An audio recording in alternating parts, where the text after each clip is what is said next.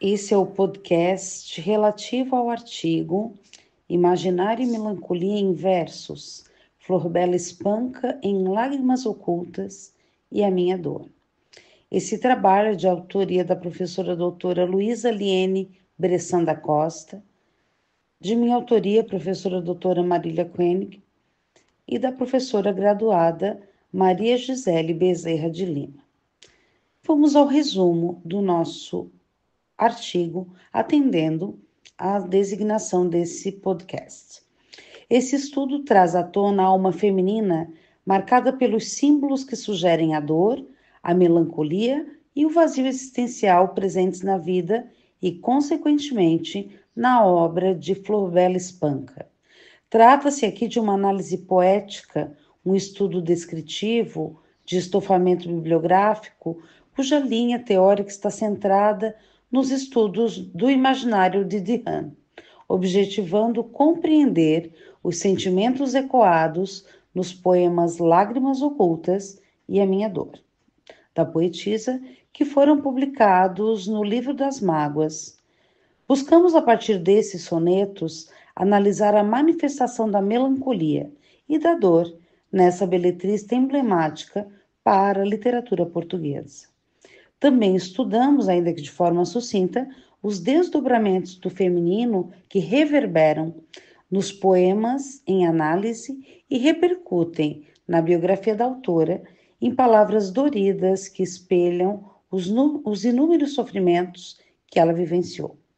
Para tanto, nos fundamentamos em Araújo, 2020, Frazão, 2024, Dihan, 2012 e outros estudiosos.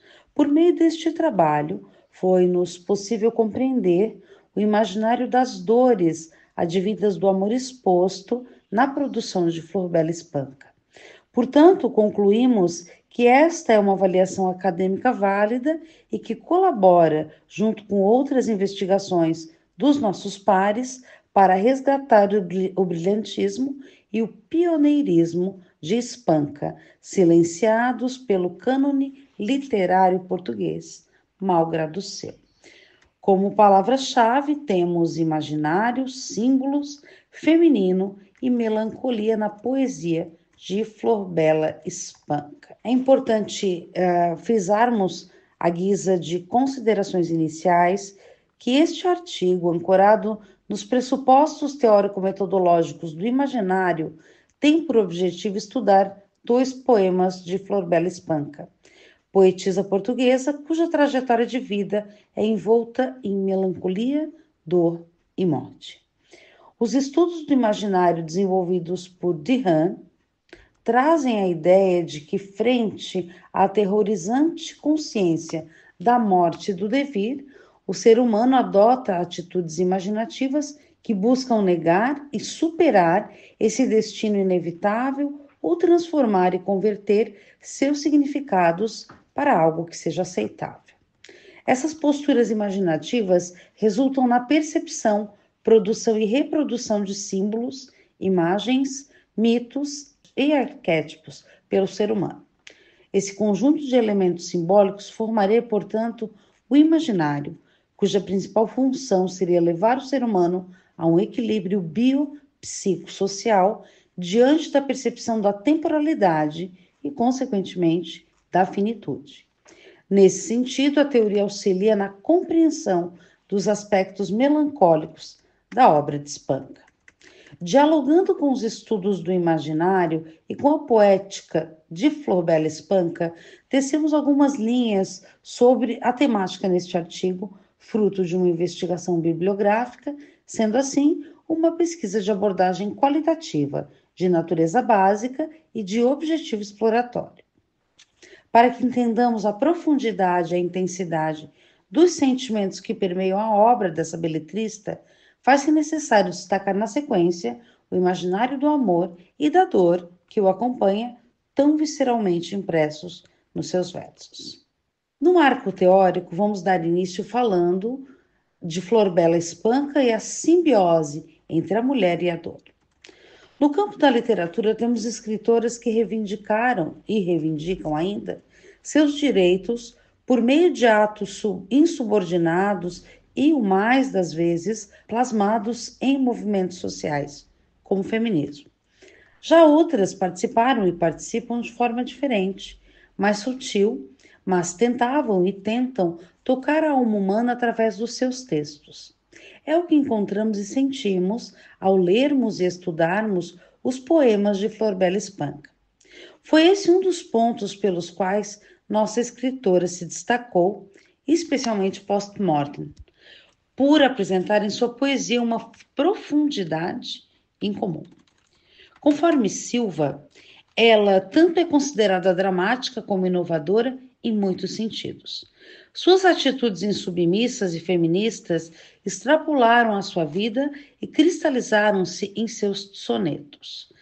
A poetisa dos excessos deixou marcados em textos elementos como o desejo, o amor, o sonho e a rejeição, sentimentos que eram considerados tabus para mulheres de seu tempo, porque a sociedade queria, como ainda quer, que as mulheres fossem alheias a esses sentimentos ou que não os expressassem tal qual o faziam os homens. Além de cursar 2 faculdades em tempo e lugar não afeitos à presença feminina no espaço público e intelectual, Flor Bela Espanca usava calças compridas em vez de vestidos, fumava, bebia socialmente e dirigia automóveis, hábitos masculinos inimagináveis para uma mulher respeitável de então. Sua poética em tom confessional transpira desejo, sensualidade e erotismo, e ela teve inúmeros affairs. Ia a festas desacompanhada e dela saía acompanhada para desfrutar de noites e dias de amor sem culpa nem falsos pudores. Frazão assim define a sua personalidade singular, que antecipou o feminismo no seu país. Seu caráter sentimental, confessional, sempre marcado pela sua paixão e sua voz feminina, a tornou uma grande figura do feminismo nas primeiras décadas da literatura portuguesa do século XX. Todas essas inovações ela transferiu para os seus escritos, que não se encaixavam nos parâmetros de nenhuma escola literária específica no momento no qual foram concebidos e publicados. Bonfim defende que Flor Bela Dalma da Conceição Espanca foi uma das poetisas mais exponenciais da literatura portuguesa, a maior sonetista depois de Luís de Camões, e que tinha como data de nascimento o dia 8 de dezembro, uma efeméride bastante celebrada pelo povo português, por ser o dia de Nossa Senhora da Conceição. Segundo Araújo, ela foi criada em uma família que gostava de arte. Seu pai, o republicano português João Maria Espanca, era antiquário, desenhista, negociante de cabedais, pintor, sapateiro e principalmente cinematógrafo, o que per se simbolizava sua boa situação financeira.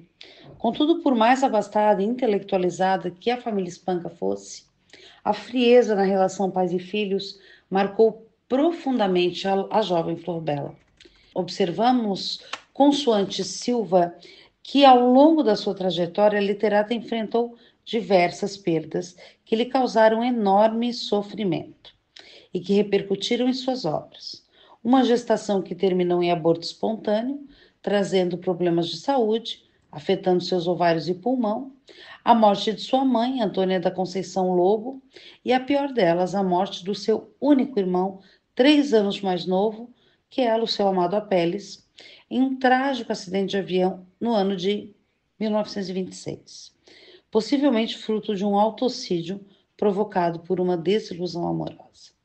Essas mortes, inegavelmente, trouxeram para Espanca o contato profundo com a dor e com a melancolia, afetando seu psicológico, cujas consequências tiveram como resultado o seu autoextermínio extemporâneo, já que a busca pelo amor foi de fato o leitmotiv de sua atormentada existência, e a falta dele marcou Flor Bela de forma indelével, sem jamais preencher seus vazios emocionais.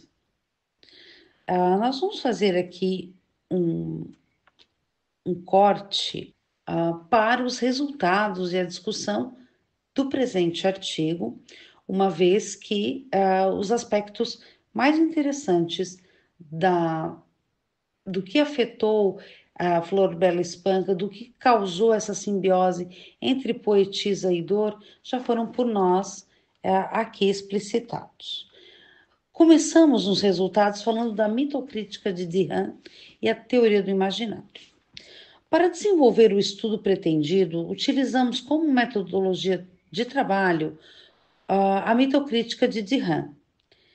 O autor elaborou uma metodologia que possibilita a análise de textos literários, como são os textos poéticos de Flor Bela Espanca, escolhidos para análise aqui, em que se aplicam os pressupostos teóricos que ora discutimos.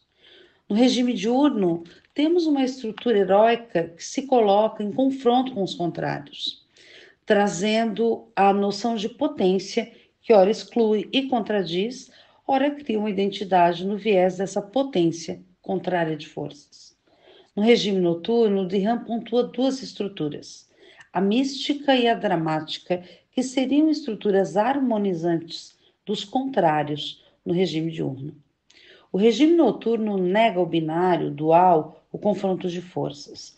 Suas estruturas visam a harmonização dos opostos, expressa em Flor Bela Espanca por meio da dicotomia amor-dor, sempre marcante nos seus escritos. Almeida define a mitocrítica como uma técnica de investigação que parte das obras literárias, artísticas, dos relatos, histórias de vida, documentos e narrativas que, de modo geral, depreendam os mitos diretores dessas produções. Importante destacar aqui, em sua obra de La mitocrítica al mitoanálisis, Dihan amplifica o conceito essencial, os conceitos essenciais, aliás, de seus estudos de imagem, reafirmando que ela carrega em si, de forma implícita, a dinâmica do aparato simbólico, constituído de esquemas, arquétipos e imagens arquetipais, além de símbolos centrais, para desembocar finalmente no mito e em sua família semântica, mitema e mitologema. Podemos dizer que o imaginário de Dihan tem raízes nos estudos de Jung e em suas investigações sobre o inconsciente coletivo. Uma energia coletiva, pouco definível, se confrontada com a ciência cartesiana. Há no imaginário um dinamismo em que a imagem e o pensamento lógico não são dissociados, pois a imagem carrega um sentido diretamente ligado à significação imaginária, ou seja, um signo, um símbolo. E se tratando do imaginário presente nos dois poemas de Flor Bela Espanca, nós vamos aqui então apresentar. No primeiro soneto, elegido para ser esmiuçado analiticamente aqui, intitulado Lágrimas Ocultas, as imagens da dor trazem uma oposição semântica a que Dihan denominou regime diurno de imagens, em que as antíteses se constituem como uma forma de ritualizar a vida e a morte. Há ainda uma sobreposição da dor ao amor, dicotomia frequentemente presente nos escritos de Flor Bela. Se não, vejamos. Se me ponho a cismar em outras eras, em que ri e cantei, em que era querida, parece-me que foi noutras esferas, Parece-me que foi numa outra vida. Outras eras nos reporta a ideia do mito da Terra Prometida, onde viveríamos as delícias de um paraíso transpassado pelo sorriso, pelo canto, pelo sentir-se acolhido. Mas a autora revela que essa felicidade foi noutras esferas em outra vida. Aqui se faz representar a imagem do passado, que se contrapõe a um presente. Rir, cantar, ser querida, desenha uma harmonia, felicidade, alegria que contrastam com as lágrimas brancas e calmas. O tempo referido no poema não é o mesmo marcado pelo calendário, ou seja, dá-se em épocas distantes, em outras esferas, em outras vidas, em outras eras. Tentar evitar o sofrimento é tarefa humana constante. No que tange aos relacionamentos interpessoais, a fuga do contato com o mundo real pode ser uma saída tanto concreta quanto mental, quando o ser humano se afasta da realidade para viver na ilusão. Essa vida de delícias plenas se converte na realidade explicitada na segunda estrofe, na qual o eu lírico revela a dor e a angústia de sua existência. E a minha triste boca dolorida, que dantes tinha o rir das primaveras, esbate as linhas graves e severas e cai no abandono esquecido. Nessa estrofe aparece a boca, símbolo que repercute a força criativa e também destrutiva. E aqui a simbologia evoca tristeza e dor e a eterna melancolia do abandono, do sentir-se esquecida. A boca eleva e destrói a palavra. A imagem simbólica da boca entristecida e cheia de dor metaforiza o vazio existencial, transcendendo a semântica da palavra, inaugurando a dor que desatina. Nos dois tercetos do soneto, a dor se materializa em lágrimas que ninguém verte, senão eu lírico, pois essas são íntimas. Aqui é trazida a simbologia que materializa a solidão, a quietude e a manifestação do íntimo em dor. E fico pensativo olhando o vago, tomo a brandura plácida de um lago, e as lágrimas que choro, branca e calma, ninguém as vê brotar dentro da alma, ninguém as vê cair dentro de mim. O segundo texto que selecionamos para análise, Minha Dor, é também do livro de Mágoas e evoca igualmente a simbologia da solidão que vem expressa na semântica da palavra convento. As palavras de Hassum confirmam a escrita de Espanca, quando Hassum coloca que em cada uma das produções, Flor Bela se coloca em si mesma numa tentativa de criar um objeto próprio que lhe permita efetuar um trabalho de luto. O eu lírico aqui projeta-se na melancolia, aprofunda-se, agiganta-se e não há ninguém para ouvir o lamento da dor. Uma vez que no convento a clausura cria a aura necessária à repetição do estado contínuo de solidão. A minha dor é um convento, há lírios de um rosto macerado de martírios, tão belos como nunca os viu alguém. Nesse triste convento onde eu moro, noites e dias eu rezo, grito e choro, e ninguém ouve, ninguém vê, ninguém. A poética de Flor Bela Espanca, que reverbera nos textos analisados, ainda que sucintamente, abarca todas as questões apontadas por Silva. O convento serve para se encostar, como se poste fosse, ganhando os contornos das sombras e silhuetas que se revelam na penumbra.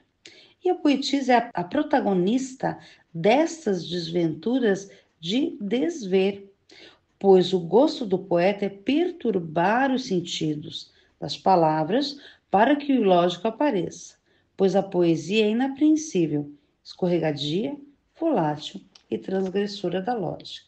Nos transportando agora para as nossas considerações finais, cabe dizer que os estudos sobre as imagens simbólicas tiveram um caráter de refinamento estrutural com o advento das teorias de Edihan. Para ele, o estudo delas depende mais dos padrões culturais e simbólicos de uma determinada sociedade do que da sua linguagem. O autor procura traçar a divisão estrutural das imagens arquetípicas produzidas por construções simbólicas.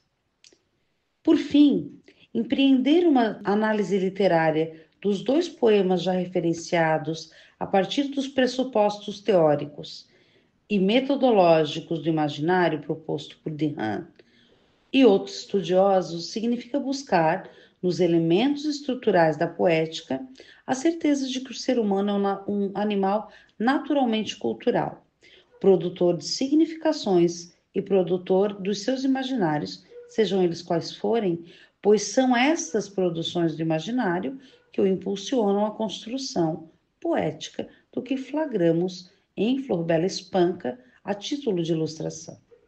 Importante comentar, por fim, também, que o estudo dos dois poemas aqui trazidos revela uma arte literária e confessional, encarnando as fases ou faces que a poetisa interpretava em seu cotidiano e a real fisionomia do seu estado de espírito.